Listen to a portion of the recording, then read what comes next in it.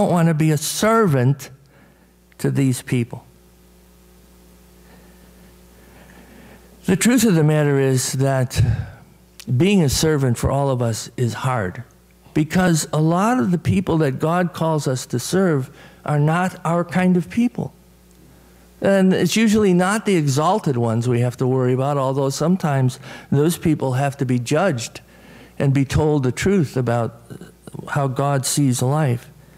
But it's usually those who are the lowest part of society, or they don't smell well, very good, or we think that they're ignorant, or there's all kinds of misconceptions and baggage that the world has put on us. When Jesus talks about burdens, some of those burdens have been laid on us by religious life, by religious ideas, but they've also been laid on us by society, sometimes by our own parents. How many of you had parents that were very bigoted people? They would be open-minded about some things, but then there were other things. Oh, no. That person's not going to be supported by me no matter what. And it's surprising to hear this. Surprising to hear this. The world is changing rapidly, and sometimes these changes get so resisted by all of us in some respects, and some in very certain respects, that we just cannot bend to this new way of life.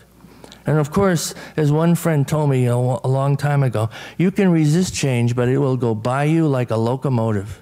You will not stop it. You will not stop it. And then, of course, the servant model in Dorothy Day's stories and in Jesus' stories are not like serving at a banquet wedding. It's not the same thing. But somehow we've got those two things together, and that's wrong. They need to be separated, because servant is a much more powerful and meaningful term the way Jesus uses it. And the diamond story about giving the old woman the diamond, the first time I read that story, the fact that Dorothy gave this diamond to the woman and said, didn't God make diamonds to be appreciated by the poor as well, was a total surprise to me. It was a total surprise. And I think that, quite frankly, embarrasses me. It's embarrassing to think that I thought, oh no, just like the Pharisees and some of the disciples said, don't pour that ointment on Jesus. Don't wipe his hair and comfort his feet with it. That could be sold, and all kind of, we get so into that kind of stuff, all of us. So we call it pragmatic. And yet, in God's eyes, I'm not sure it is pragmatic at all. The ring story was a complete surprise, and it judges my ideas about what the poor should have and what the poor should do. If you're going to be poor and I give you something, I also want to give you how to use it. I also want to give you how to spend it if it's money. And I don't know how many times I have heard the story about people, well, half the people on food stamps are using it to buy cigarettes and booze. First of all, you can't, because they won't cash in your food stamps.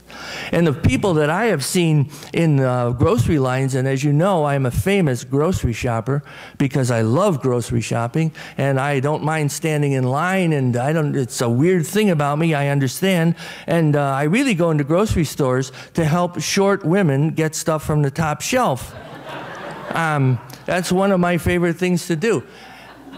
And some of the rest of you who are taller have the same experience. Andy can probably reach over one whole aisle and get stuff. But at any rate, you see, when I see the people, usually it's a woman with a couple of kids.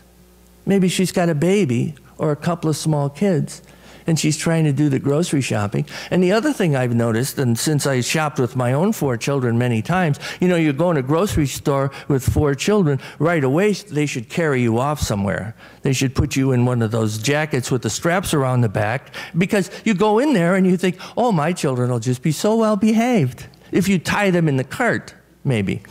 But I would go in shopping, and sometimes my kids would misbehave a little bit. And I'm also appalled at people. A woman will be in the store shopping with a couple of small children, and she'll be having trouble with them. And the looks that woman gets? Oh, what if she's a single mother? What if she's working 40, 50 hours a week, and this is it. This is her chance to shop, and she doesn't know where to leave the kids. And the kids are tired because they were in daycare all day. Now they're with their mother, and they're probably hungry. You take a hungry kid in a grocery store, what do you get? Not good behavior. When I go in the grocery store hungry, my behavior is despicable. I buy everything I want, you know. And I don't know how many times the person at the counter has said, wow, you have quite a sweet tooth, don't you? And I realized I bought all junk. Everything I bought was junk. So these views that we have about the poor always need to be judged. And the gospel comes to us in this story that Jesus told us. And in the stories about Dorothy Day, you see, Dorothy Day is the Christ figure in these stories. She's acting like Jesus would act in these stories. And so when we judge people who are kind and people who are servants and people who give diamond rings to poor people, we're not just judging them, we're judging Christ. What is wrong with Christ anyway? Why would he do that? We saw the disciples judge him that way. But humility and servanthood are driven by faith. They're not driven by anything else. We serve because we have faith that this is what we are called to do. And that somehow, not only does God feel good about our doing that, but somehow we are enriched by the fact that we have done some service just as though we had done it to Christ. It's not serving rich people at a fancy party. It's serving God. My professor of pastoral care said, you know, when you go in that hospital room, that's Christ lying in that bed. And that simple thought broke in on us time and time again.